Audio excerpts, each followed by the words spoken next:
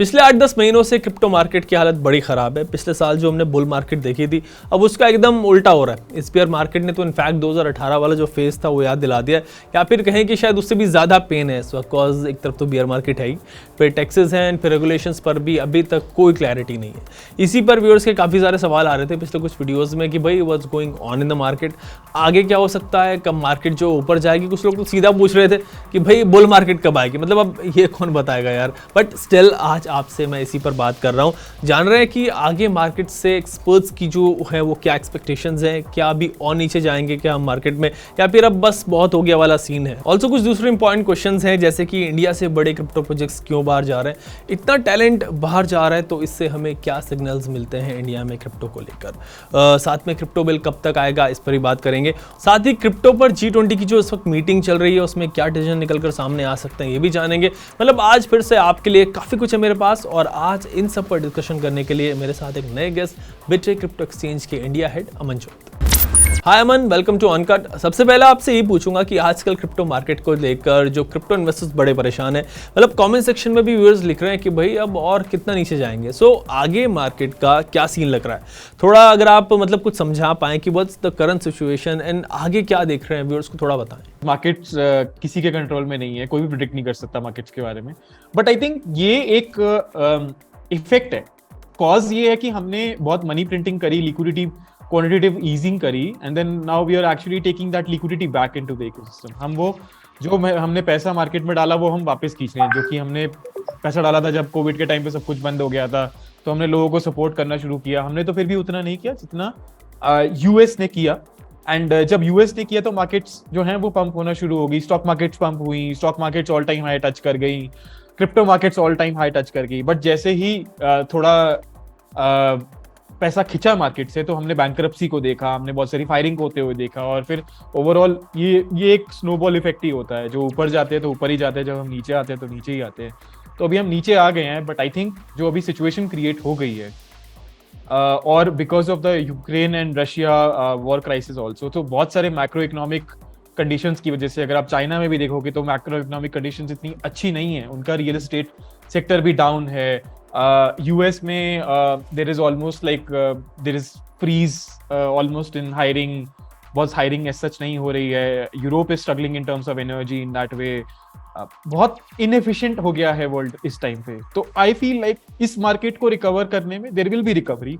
आई think bottom तो मैं predict नहीं कर सकता, but we are very close to bottom.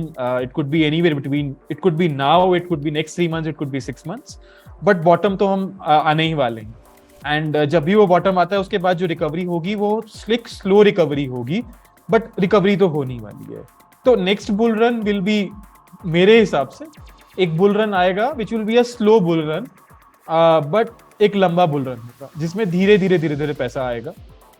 अगर इंस्टीट्यूशनल इन्वेस्टर्स आ जाते हैं और हम रेगुलेशन जैसे हम बात कर रहे हैं अभी इस फ्रेमवर्क की, अगर ये आ जाता है तो आई थिंक हमारी बुल रन इस मार्केट का जल्दी आएगा। बट अगर ये फ्रेमवर्क को आने में टाइम लग जाता है तो फिर जो बुल रन है वो एक स्लो बुल रन होगा, but it will be a slow recovery to that. Fine Aman, let's hope for the best. Aman, एक और बर्निंग टॉपिक है क्रिप्टो पर इंडिया में, in fact I would say globally, और वो है क्रिप्टो रेगुलेशंस।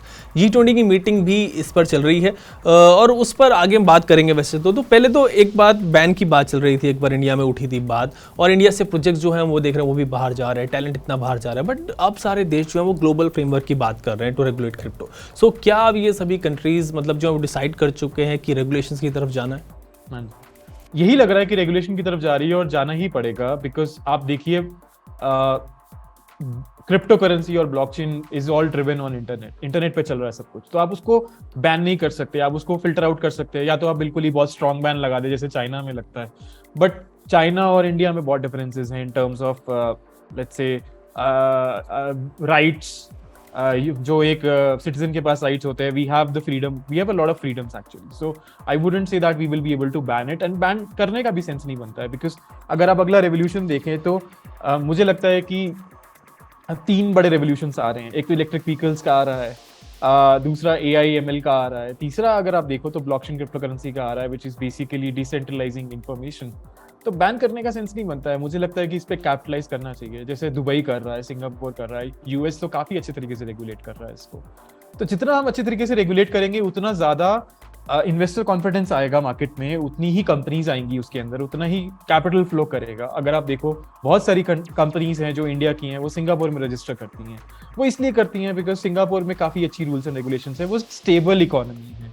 और अगर आप क्रिप्टो कंपनीज की बात करेंगे तो भी बहुत सारी क्रिप्टो कंपनीज दुबई मूव करगी, बिकॉज उन्होंने एक अच्छा फ्रेमवर्क बना दिया कि आप यहाँ पर आइए, आप यहाँ पर हमारा फ्रेमवर्क यूज करिए, हमारी जुरिसडिक्शन यूज कीजिए, यहाँ पर बिजनेस कीजिए, we will give you a lot of support in terms of anything that you want. तो बहुत अच्छा सपोर्ट सिस्टम क्रिएट कर लिया है उन्होंने, बहुत सारा इंडियन टैलेंट भी अट्रैक्ट कर लिया है, बहुत अच्छे खासे प्रोजेक्ट्स इंडिया के थे जो वहाँ चले गए हैं। सो आई थिंक रेगुलेट तो करना ही पड़ेगा, एंड बैन मुझे लगता नहीं कि हम कर पाएंगे। तो it is better that we regulate it, and regulate पूरा वर्ल्ड में होगा, लोकली भी होगा, कंट्री वाइज भी रेगुलेशन होगा, और पूरे वर्ल्ड में भी रेगुलेट होगा। And I think it's going to be faster, because if you look at it, चीजें बहुत फास्ट हो रही हैं, चीजें बहुत फास्ट हो रही है। डॉक्यूमेंटेशन, बिकॉज हमारे पास स्टॉक्स, म्यूचुअल फंड्स, इन सबका तो रेगुलेशन पहले से ही अवेलेबल है, तो हम काइंड ऑफ उसको उसी तरीके से एक फाइनेंशियल एसेट की तरह ही उसको रेगुलेट करेंगे। तो हमको बहुत ज्यादा टाइम लगेगा नहीं इसको रेगुलेट करने में। आई थिंक एक्सेप्टेंस आने में थोड़ा टाइम लग सकता है कि कंट्रीज, डिफरेंट कंट्रीज एक्सेप्टेड। तो जैसे जैसे कंट्रीज एक्सेप्ट करती जाएंगी और साइन अप करती जाएंगी इस रेगुलेशन और फ्रेमवर्क के लिए जो OECD ने प्रपोज किया है, वैसे वैसे आई थिंक वो नेटवर्क डेवलप हो जाएगा, एंड आई थिंक फिर मार्केट्स बहुत स्टेबल हो जाएगी। एंड जैसे ही मार्केट स्टेबल हो जाएंगी, हमको बहुत सारे इंस्टीट्यूशनल और मेच्योर कंपनीज एंटर करती हुई दिखेंगी इस सेक्टर के अंदर। अभी तो बहुत ही अर्ली स्टेज कंपनीज हैं, बहुत ही रॉ है ये सेक्टर जो डेवलप हो रहा है। तो ये मेरे को तो फ्यूचर इस तरीके से दिख रहा है। अमन, अगर इंडिया पर फोकस करें तो इंडिया में पिछले कुछ महीनों से यही खबरें आ रही हैं कि भाई क्रिप्टो बिल जो फाइनलाइज हो गया है, फाइनल स्टेज में है, बट अभी भी कोई क्लैरिटी नहीं है। So as a stakeholder, कब तक इंडिया में क्रिप्टो बिल एक्सपेक्टेड है, कब यहाँ पर चीज़ें क्लियर हो सकती हैं? आई थिंक क्लियर तो हो चुका है मेरे हिसाब से कि गवर्नमेंट इसको रेगुलेट कर रही है, बट अभी उन्होंने बहुत हार्शली रेगुलेट किया, मतलब बहुत स्ट्रिक्टली रेगुलेट किया है, जिसकी वजह से अगर आप देखो क्रिप्टो करेंसी एक्सचेंजेस की वॉल्यूम गिर गई है, काफी गिर गई है, मतलब almost 70 to 80% volumes have dropped before March to right now, और you can say from an year back. तो वो वॉल्यूम गिर गई है। अब ऐसा थोड़ी हुआ है कि यूजर्स ने ट्रेड करना बंद कर दिया है या यूजर्स ने यूज करना बंद कर दिया है, but because of those regulations users ने दूसरे एक्सचेंजेस को यूज करना स्टार्ट। ठीक है, ऑल्दो एक्टिविटी गिरी है ओवरऑल, अगर आप पर वॉलेट एक्टिविटी देखोगे तो वो गिर गई है पर एक इंडियन यूजर की, बट फिर भी मतलब एक्टिविटी उतनी नहीं गिरी है। अगर हम इसको अच्छे से रेगुलेट करते हैं तो आई फील लाइक कि दोबारा से इंडियन इकोसिस्टम में और इंडियन एक्सचेंजेस में वॉल्यूम आ सकता है, क्योंकि लोग इंडियन एक्सचेंजेस पे ट्रेड करना चाहेंगे। बिकॉज आप देखो बहुत बड़ा डिफरेंस होगा टैक्सेशन के अंदर, तो लोग बाहर जाएंगे, बहुत माइन्यूट सा डिफरेंस होगा, तो लोग बाहर नहीं जाएंगे। बिकॉज अगर आप देखो ओवरऑल डिपॉजिट विड्रॉल फीस भी लगती है, अगर किसी को लेट्स से अपने ट्रेड्स करने हैं तो वो डिपॉजिट करेगा, उसको वहां पर फीस देनी है। सो इन सब चीजों में रिगार्डिंग द इकोसिस्टम जो अभी आप पूछ रहे थे मुझसे कि क्या लग रहा है, मुझे लगता है कि हर साल एक अपडेट आने वाली है इस रेगुलेशन के अंदर, एंड अगर गवर्नमेंट बहुत क्लोजली ऑब्जर्व करेगी स्टेक होल्डर्स को, क्रिप्टो के स्टेक होल्डर्स को, तो आई थिंक वो अपडेट बहुत जल्दी आएगी। एंड ऑल्सो गवर्नमेंट अगर ये ध्यान में रखेगी कि like this is an innovating sector, like in सब चीज़ों से हम बहुत सारी प्रॉब्लम्स भी सॉल्व कर रहे हैं। अगर आप देखें तो अभी एक न्यूज़ आई है कि FIRs ब्लॉकचेन पे आ गई हैं, एक रिसेंटली यूपी के एक गाँव के अंदर। तो ये सब चीज़ें बहुत हेल्पफुल हैं। आप देखो कि कितनी हेल्पफुल चीज़ हो सकती है, कितनी इंपॉर्टेंट चीज़ हो सकती है हमारी सोसाइटी के लिए। तो हम जितना इसको रेगुलेट करेंगे, एम्ब्रेस करेंगे, उतना हमारे लिए अच्छा होगा। तो मेरी एक्सपेक्टेशन यही है कि इंडियन गवर्नमेंट साल में 1 या 2 अपडेट्स निकालेगी रेगुलेशन की, और धीरे धीरे करके काफ़ी सूटेबल रेगुलेशंस होंगी इस इंडस्ट्री के लिए, and we will see a lot of activity, we will see a lot of innovation coming out of India. Okay Aman, इस वक्त जो क्रिप्टो पर G20 कंट्रीज़ के finance minister and central bank governors की जो मीटिंग चल रही है उस पर बात करते हैं, जिसमें फाइनेंस मिनिस्टर निर्मला सीतारमन भी पार्टिसिपेट कर रही हैं, वो गई हैं US। सो G20 कंट्रीज़ क्रिप्टो को डिस्कस कर रहे हैं, मतलब इंडिया, US, UK, चाइना और दूसरे देश के FMs जो है, गवर्नर्स जो है वो क्रिप्टो पर मीटिंग करते हैं। तो ऑफकोर्स मतलब इससे कुछ बड़े डिसीजन जो है वो निकल के सामने आ सकते हैं। सो मीटिंग में किन बातों पर डिस्कशन हो रहा है, एंड जिन क्रिप्टो रेगुलेशंस जो डॉक्यूमेंट्स हैं उन पर डिस्कशन हो रही है, वो है क्या? So basically the discussion is all about regulations, the like crypto regulate करने के लिए एक framework बनाया जा रहा है, और वो इसलिए बनाया जा रहा है because if you look at other assets, stock market को देखते हैं, म्यूचुअल फंड्स को देखते हैं, तो वो लोकली रेगुलेटेड होती है। और आज रिसेंटली आप देखो कि इंडियंस भी इन्वेस्ट कर सकते हैं यूएस की मार्केट में, बट पहले नहीं होता था ऐसा कुछ। तो बट लेकिन ये चीज़ अप्लाई नहीं होती क्रिप्टो के अंदर। आप क्रिप्टो में कहीं पे भी इन्वेस्ट कर सकते हैं, क्रॉस बॉर्डर इन्वेस्टमेंट्स कर सकते हैं, ठीक है।